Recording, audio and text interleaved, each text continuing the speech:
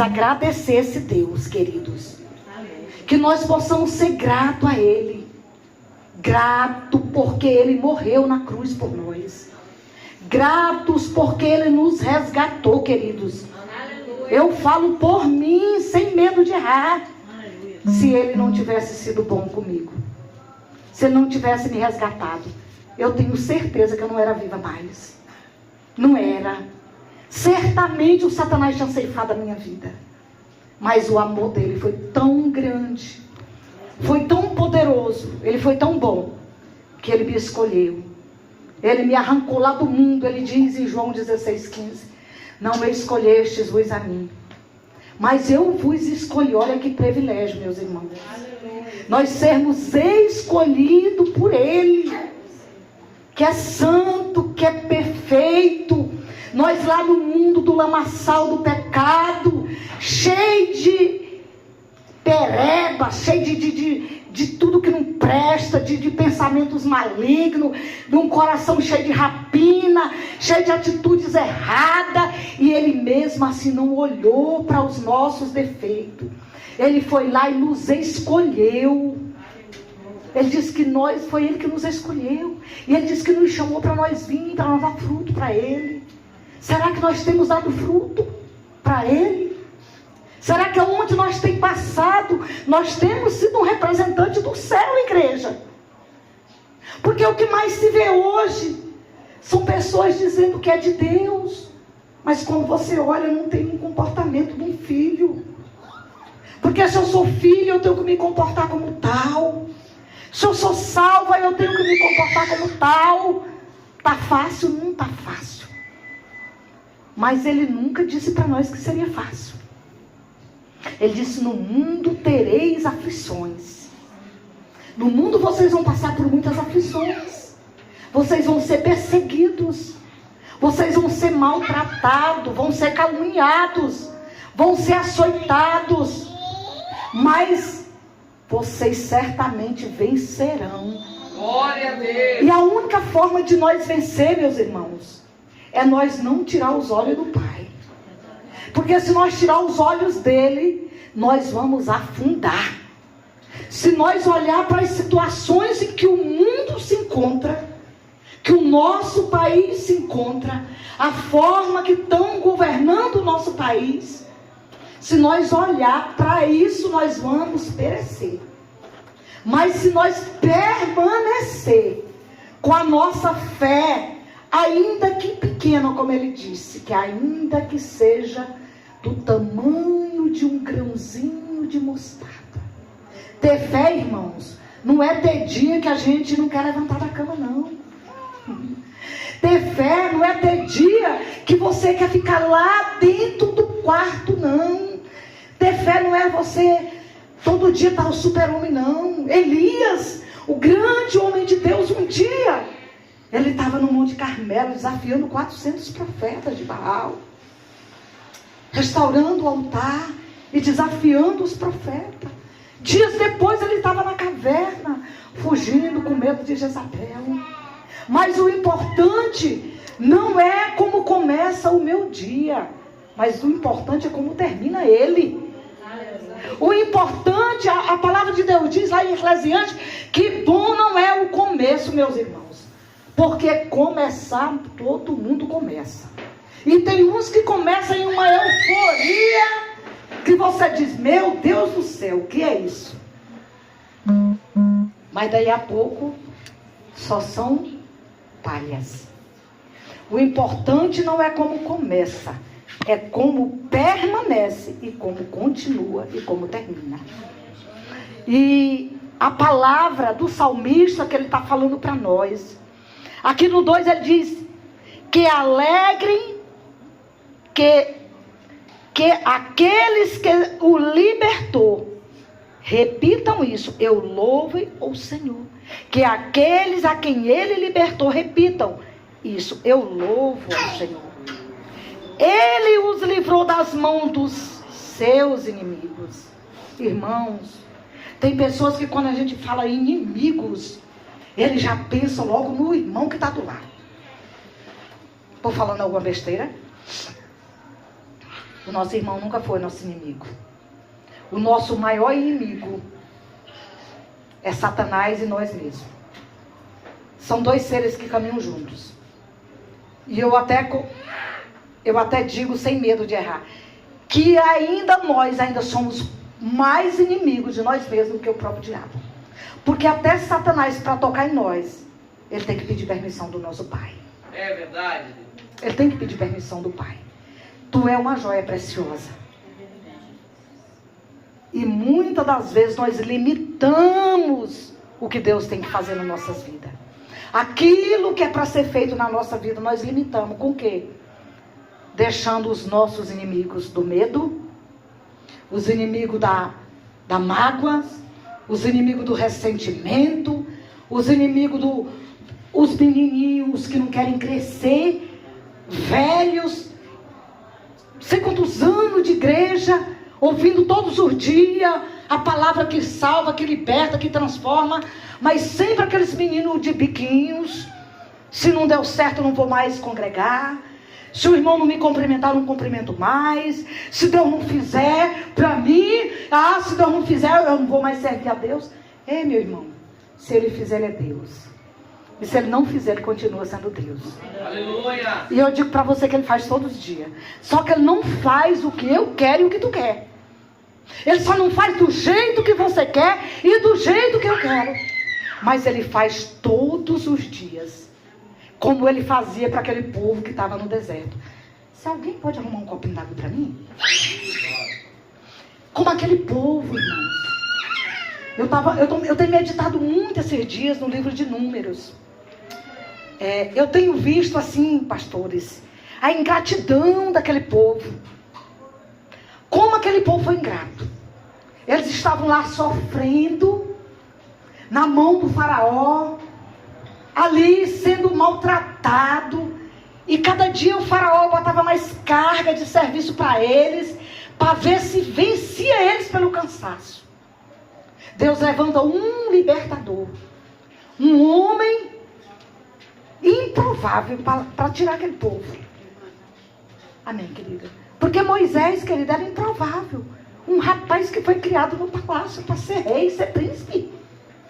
Despiu da sua glória para fazer a vontade de Deus. Coisa que muitos não querem. Muitos não querem. Deus levanta Moisés para tirar aquele povo de lá. O povo começa a andar, sair do deserto,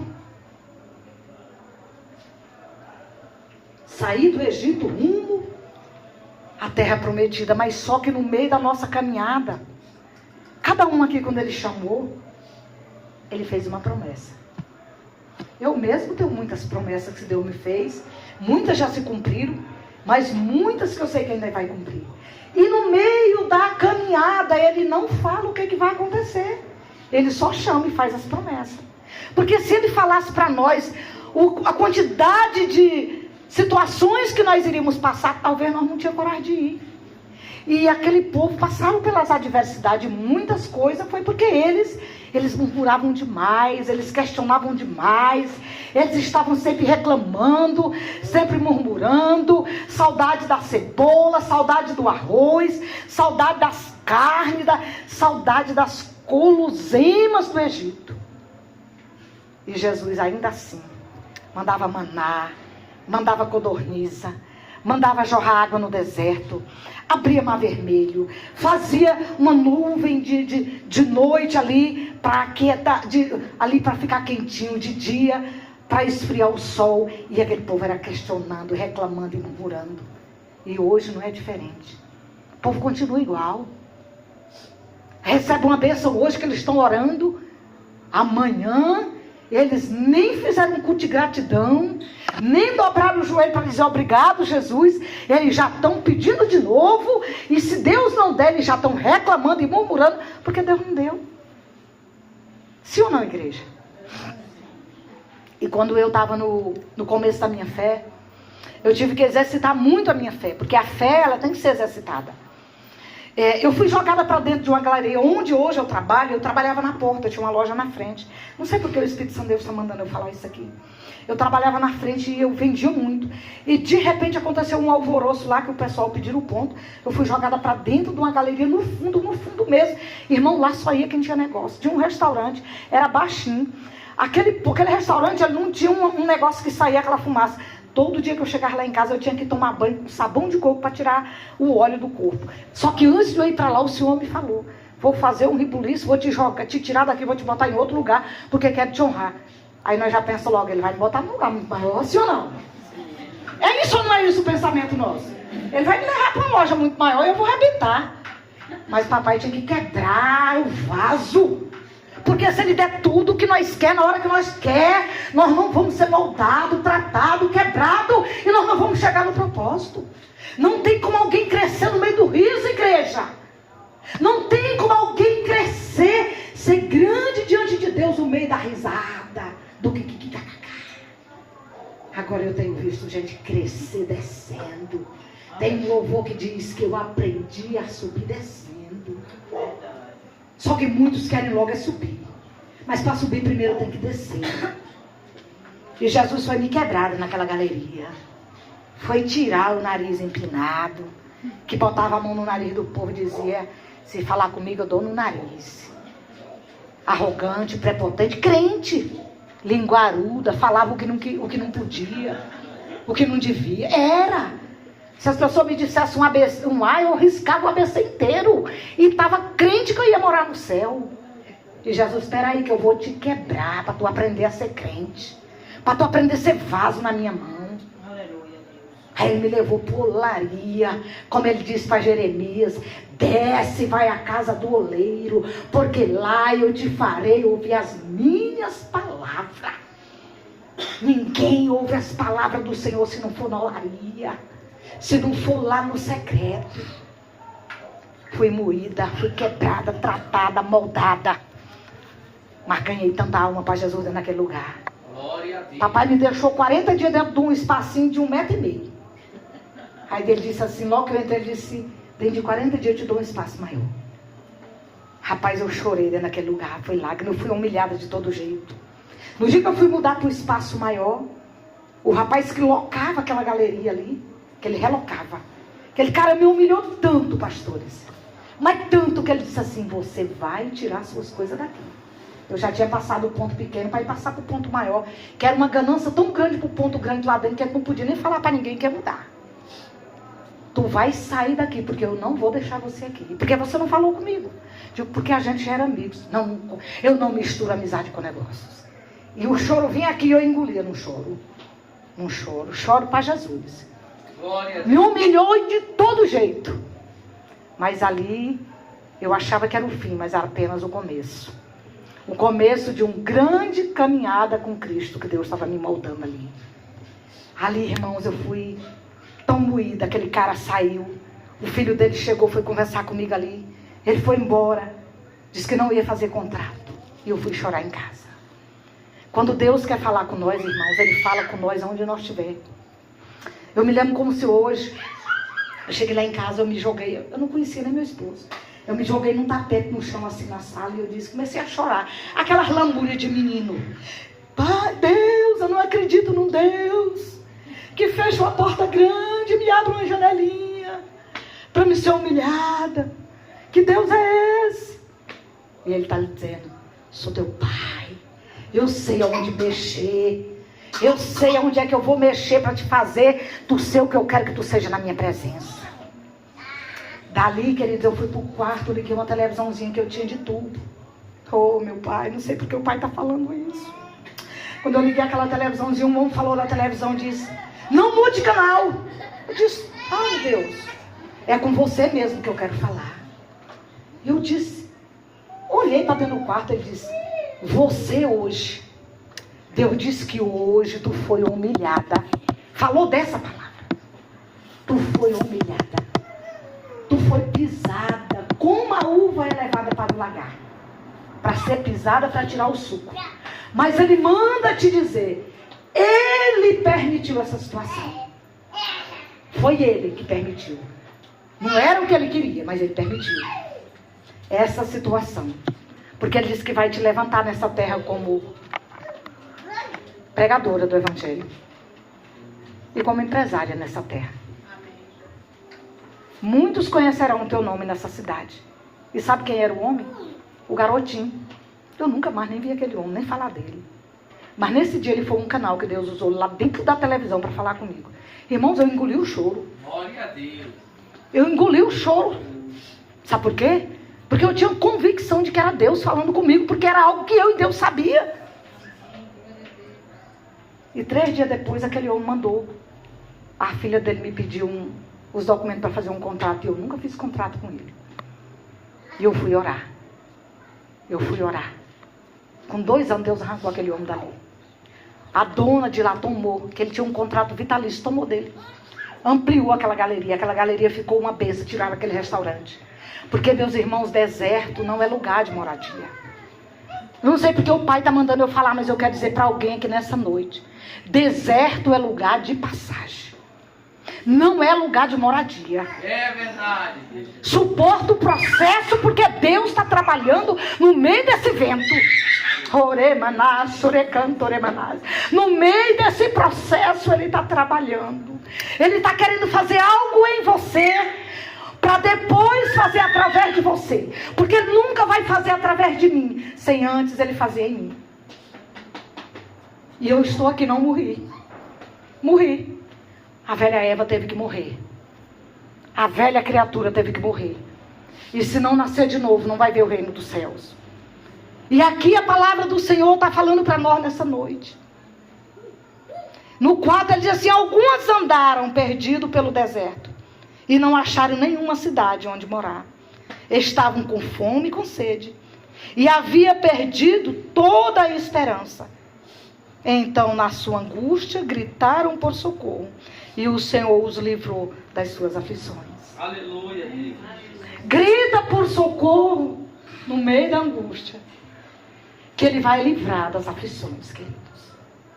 Ele é Deus poderoso, que Ele até permite que nós vamos para o deserto um pouquinho ali.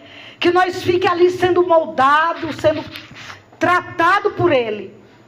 Mas é só por um período de tempo. Aí Ele traz o refrigério. Aí depois, para nós não se esquecer de onde Ele nos tirou, Ele permite outra ventania. Aí depois Ele traz o refrigério novamente. Porque a vida do servo de Deus aqui nessa terra é todos os dias nós vencemos uma batalha para continuar na presença do Senhor. E tem situações que nós passamos que é mais difícil. Tem situações que nós achamos que nós não vamos dar conta de sair daquela situação. Se eu perguntar aqui, cada um dos meus irmãos aqui tem uma situação que foi mais difícil para ele. Sim ou não, igreja? É verdade. Mas parecia que não ia passar, mas passou. Passou ou não passou? Amém. Pode não ter passado por completo, mas amenizou a dor, não amenizou? Porque tem dor que a gente vai carregar por muito tempo, mas ela vai sendo amenizada. Tem situações que não vai se resolver de imediato, mas elas vão sendo amenizadas na nossa vida. Porque é dessa maneira que o Pai faz as nossas vidas. E Ele diz aqui, ó. Nós estávamos no 6. Na sua angústia, gritaram por socorro e o Senhor os deu. Livrou das suas aflições. O 7. E Ele os levou pelo caminho certo, para uma cidade em que pudessem morar. Que aqueles agradeçam o Senhor, o seu amor e as coisas maravilhosas que Ele faz por eles. Que nós possamos ser gratos, irmãos, por cada bênção que o Senhor nos entrega. Tem gente que ele é tão ingrato.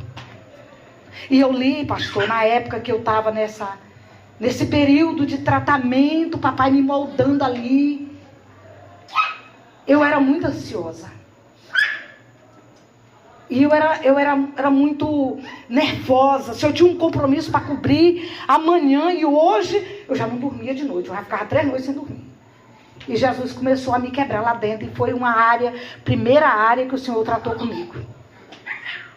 Foi a primeira área. O Senhor tirou a ansiedade de mim. E eu estava olhando para uns livros, que eu gosto muito de ler, tinha uns livros. E tinha uma apostila que eu tinha feito um cursinho, Maturidade no Espírito.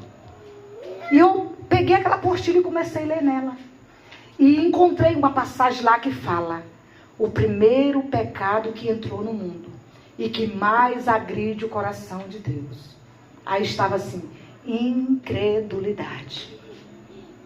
Igreja, naquele dia, a impressão que eu tive foi que, como Saulo estava a caminho de Damasco, que ele caiu com aquele esturro súbito, que ele caiu, que as escamas também caíram dos olhos dele.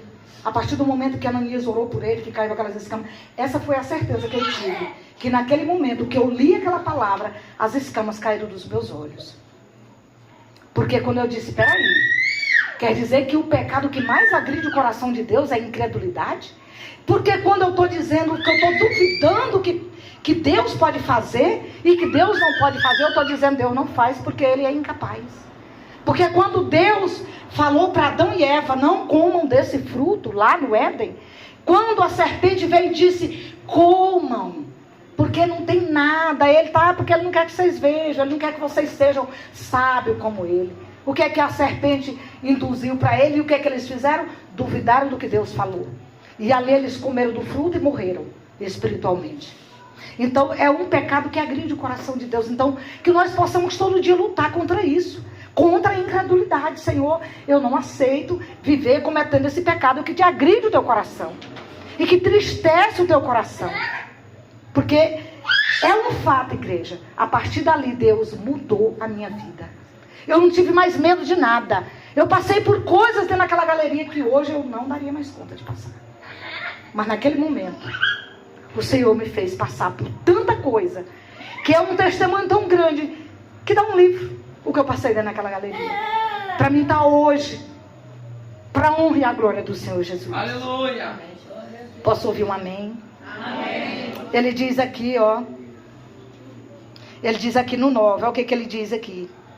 Pois Ele dá água aos que têm sede, coisas boas ao que estão com fome. Alguns estavam vivendo nas escuridões, nas trevas, aflitos, presos, com correntes de ferro, porque haviam se revoltado contra as ordens do Deus Altíssimo e rejeitados os seus ensinamentos. É o que acontece, igreja. Muitos estão tão embaraçados, enlinhados em um emaranhado de fio, porque querem servir a Deus da sua maneira, em desobediência, fazendo as coisas do seu jeito, da sua maneira. Ah, não, mas o que tem? É porque as pessoas querem ser santo demais, querem ser caretos demais. Irmãos, sem santidade, a palavra de Deus diz que sem santificação ninguém verá Deus. Ele diz lá em Hebreus: se esforcem para ter paz com todos e a santificação, porque sem a qual ninguém verá Deus. E as pessoas estão vivendo, caminhando com Cristo da sua maneira. E não dá para andar com Cristo do nosso jeito. Ou é do jeito de Deus ou é do nosso jeito. E do nosso jeito nós vamos patinar a vida inteira, feito um carro atolado, e não vamos sair do lugar. Porque a desobediência gera morte. Por causa do trabalho pesado, eles estavam esgotados. Olha o que eu estava falando lá atrás. E caiu, e ninguém os ajudava. Então, na sua angústia, gritaram por socorro. E o Senhor, Deus, livrou das suas aflições. De novo, o Senhor está falando aqui. Todas as vezes que aquele povo rebeliavam contra Deus, queriam andar por seus próprios caminhos, tornavam a cair no precipício e tornavam a se arrepender, aparentemente, e clamavam por socorro, e o Senhor os livrava ali das situações difíceis que eles estavam enfrentando. Eu já estou terminando, vou já chamar o diaconato para louvar. Só quero concluir essa leitura aqui, nós vamos louvar para nós ir embora. Eu quero ler aqui um pouquinho mais na frente. Se o Pai quiser que eu explique, amém. Com as suas palavras, ele os curou e os salvou da morte. Eu estou lendo o 20. Olha, eu vou pular aqui para o 23. Alguns viajaram em navios nos oceanos, ganhando a vida nos mares. Eles viram o Senhor Deus fez coisas maravilhosas, aleluia, que realiza nos mares. Ele dava ordem ao vento forte e começava a soprar. Ele faz isso hoje, igreja. Os navios subiam bem alto e depois mergulhavam nas profundezas. No meio desse perigo, os homens ficavam apavorados. Tropeçavam e andavam balançando como bêbados. E toda a sua prática de marinheiros não adiantava nada. A prática que eles tinham, a confiança deles não adiantava nada. Porque se Deus não mandar cessar o vento, ninguém cessa, igreja. Se Deus não mandar parar, ninguém para. Então, na sua angústia, gritavam por socorro e o Senhor Deus os livrou das suas aflições. E Ele acalma a tempestade, as ondas ficam quietas. E eles se alegravam porque o mar tinha ficado calmo. Assim Deus os livra, leva em segurança por todas as partes, queridos. Esse Deus poderoso está aqui nessa noite. Aleluia, Deus. Eu não sei qual é a altura que está as ondas do mar que tu está atravessando. Eu não sei qual é a aflição que tu está passando. Diácono Nato, vem para cá para você louvar. Eu não sei como é que está a tua vida e como foi que tu chegou aqui hoje. Mas eu quero te dizer que se você chamar por Ele, como Jonas estava no fundo dos mares, por causa da sua rebeldia, por causa da sua desobediência. A palavra de Deus diz que Jonas fala que ele estava no ventre do inferno, enrolado em algas marinhas, dentro do bucho de uma baleia. E ele se lembrou. E ele clamou por socorro. E o Senhor ouviu o clamor de Jonas. Aleluia, Deus. E ele está aqui nessa noite. Ele fala essa palavra lá em Jeremias 33:3. Ele diz: clama a mim e respondeste-ei. E anunciar-te-ei coisas grandes e ocultas que tu não sabes. Eita. Irmãos, Ele tem coisas grandes e ocultas em secreto para quem clama a Ele. É para quem clama, é para quem desce, é para quem busca. É que é para quem vai para o secreto. Clama a Ele. Clama a mim e respondeste. E eu anunciar-te coisas grandes e firmes que tu não sabes. Aleluia, Deus. Ele não mudou, igreja, Ele é o mesmo. Ele continua sendo o mesmo. Seja qual for a aflição que você estiver passando. Irmãos, tem dia que a gente chega ali naquelas galerias ali, o povo é tudo assim, o povo está tudo morto. Parece que o povo perdeu a fé e a esperança. Eu chego ali clamando dentro daquela galeria, ali orando, dizendo: Pai, o Senhor é o mesmo, o Senhor não mudou. E eu vejo Deus fazer, queridos, não só na minha vida, mas até na vida dos meus vizinhos. Porque a nossa bênção é uma bênção que transborda. Com a bênção de Pedro, a pesca de Pedro. Quando Pedro estava no mar, que ele pescou aquela quantidade de peixe, o peixe não pagou suas contas de Pedro. Mas ele teve que chamar os irmãos, os amigos, para ajudar, porque a quantidade de peixe era tão grande. Que saciou a necessidade de Pedro e dos seus discípulos, seus amigos. E ele está aqui nessa noite. Oh, meus irmãos, eu queria que vocês se colocassem de pé. Se coloca de pé, em nome de Jesus. Vamos adorar o Senhor. Vamos cantar um louvor de adoração no gesto Rufino. Glória a Deus. Aquilo que eu quero agradecer ao pastor e a pastora por nos confiar em estar aqui ajudando os irmãos a adorar o Deus Todo-Poderoso. Obrigado, Jesus. Muito obrigado, Pai, pela tua palavra, Pai. Porque o Senhor fala na simplicidade, Pai.